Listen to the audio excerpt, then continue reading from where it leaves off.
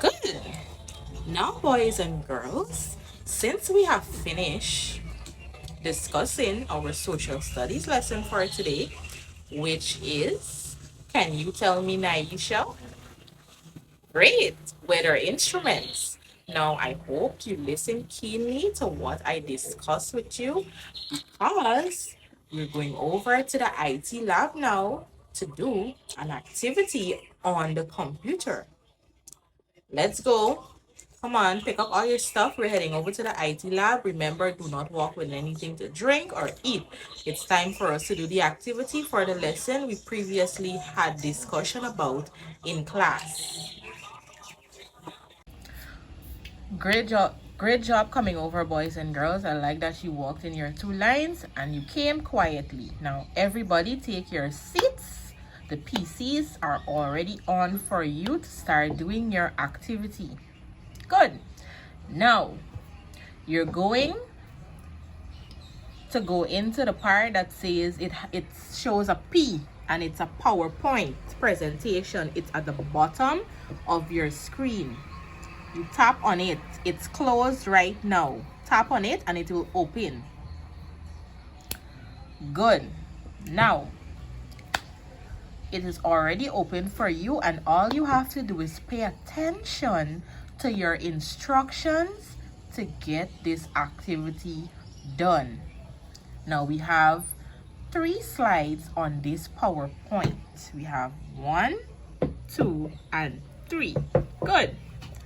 The first PowerPoint slide gives you the introduction, or I should say, the topic of today. That is weather instruments, like we just did in class. Now, can somebody tell me quickly why we use weather instruments? Quickly, with a raise of an hand, you will answer the question. Okay, Abina, let's hear you. Great job. She is correct. Great job, Abina. Abina told us that she uses weather instruments to measure or track weather temperatures or the atmosphere or the wind speed, etc. Good. Let's go in or dive straight in to our activity for today. We're going to the second slide. Now with me, you're gonna make sure your mouses are ready and you are seeing your cursor on the screen. It's an arrow, right? Good. We are at the first slide. Let's go to the second slide. Just go down and tap. There you go. That is the second slide. Good. Now it says match these names to its correct weather instruments. Now, you might be thinking, this is easy to do, but how do I match the names? What do I use? Do I draw them with a pencil or with a pen? No, you can't draw them on your computer screen. Let's take a look at the layouts for the PowerPoint. Now, we know that when we match, we use a line or some persons use an arrow. To get that arrow, we come to the top of our page and we tap insert. Tap insert on your PC or computer. We go to shapes and we select, what do we select, John? Great, we select a arrow.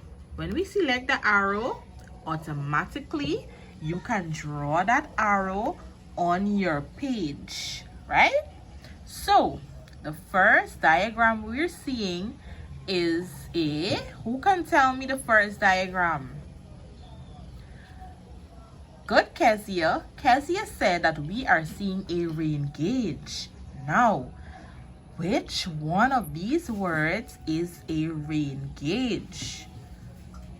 Awesome job, Roy. The second word. So let's now draw with the arrow we got to the word rain gauge. And there you have it.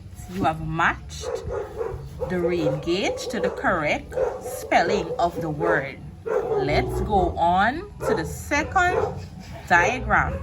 We will ask Patricia to demonstrate that on her computer. Good. Awesome job, Patricia. Kids, you guys are making me so proud today. I am so happy that you're understanding to use your computers.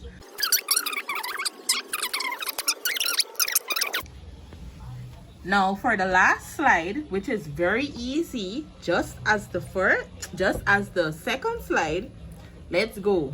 Remember, use your mouses, and we're tapping on slide 3. Good. It says, put an X on the wind vane and rain gauge. Now, you are thinking again, how do I get an X on that picture? Who can tell me? One brave child, stand and tell me how you think we can get an X on the picture. Okay, Elroy, let's listen to Elroy. Give Elroy a clap. Very good, Elroy. That is so nice. I like that you are paying attention and you understand that we are going right back to insert. We're doing shapes again. We're tapping on the, instead of using an arrow this time, we will use a line. Right? We tap on the line. Now it says put an X on the wind vane or the rain gauge. Now, let's look for the wind vane. Who can tell me which one of the pictures is the wind vane? Good, Rasley. Great job. The third picture is the wind vane. Now let's draw our X on that picture. Remember, we're holding down